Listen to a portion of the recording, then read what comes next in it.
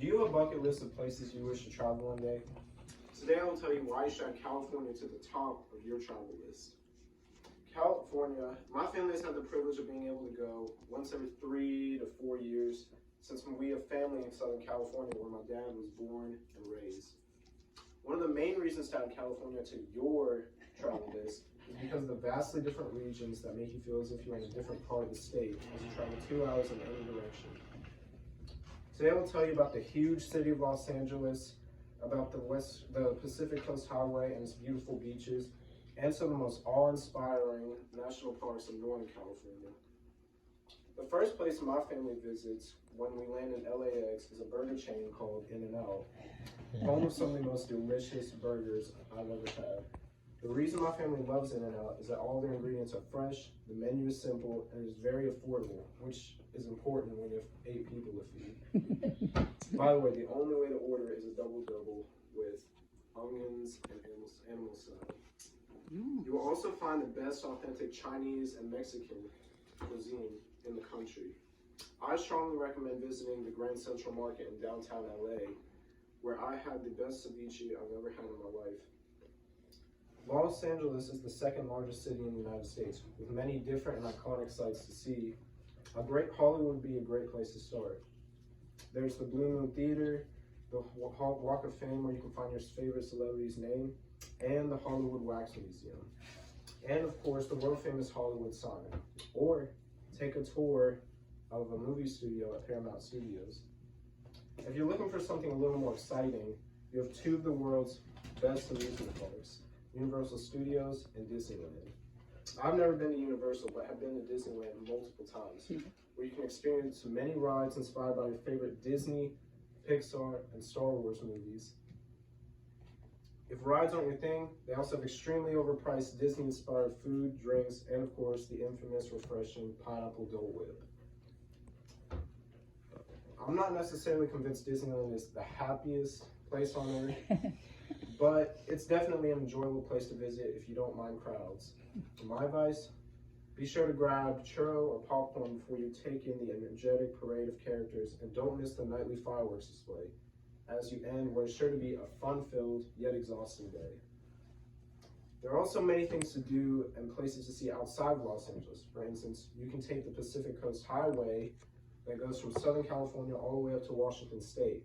And along the highway, you can visit some very picturesque beaches, such as Laguna Beach, Huntington Beach, and Newport Beach, where you can visit Fashion Island, a very upscale and unique outdoor shopping area that overlooks the blue water of the Pacific Ocean. Although you can expect to pay $20 for a meal when you were there, I would recommend visiting Sidecar Donuts, famous for its fun and unique flavors. All of these places will be on the south end of the Pacific Coast Highway, although if you can choose to continue up your travels up north, you can stop at a small, quaint seaside city called Carmel by the Sea, where you will see cottages, cobblestone streets, flowers in abundance, and only local restaurants and cafes where patrons dine al fresco. If you continue up north, you will come to Big Sur, a sparsely populated region known for its winding turns, seaside cliffs, and the view of the misty coastline. It is also a popular spot for those who love nature, hiking, camping, and beach combing.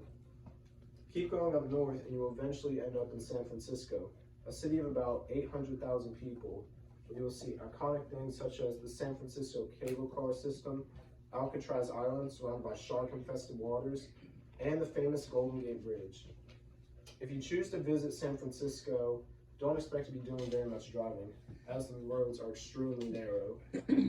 Finally, as you travel east away from the coast in Northern California, you will discover some of the most otherworldly destinations in America. At the top of the list are Lake Tahoe and Yosemite and Sequoia National Park, all extremely different and each worth visiting. When you travel to any of these places, you'll feel as if you're in another country. At the beaches in Lake Tahoe, there are massive rocks that look like a giant's playground. There you can kayak and explore the crystal blue waters as you take in the view of pine tree-lined mountains in the distance. After Lake Tahoe, you can head to Yosemite National Park, where you will be surrounded by mountains that are so enormous and beautiful that you will feel as if you were in Switzerland. Last, be sure to take the opportunity to see some of the largest trees in the world in Sequoia National Park. I can assure you that you'll never feel smaller while also understanding how great God is,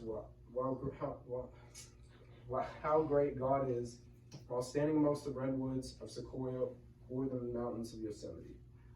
The final place I would recommend visiting in Mammoth Lakes is Mammoth Lakes, where the weather is much cooler with a distant view of snow-capped mountains.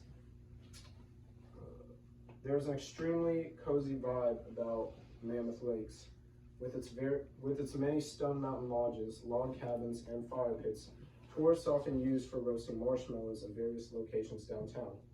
It was in the 40s to 50s when we visited in May, whereas in Los Angeles it was about 70 to 80 degrees almost every day.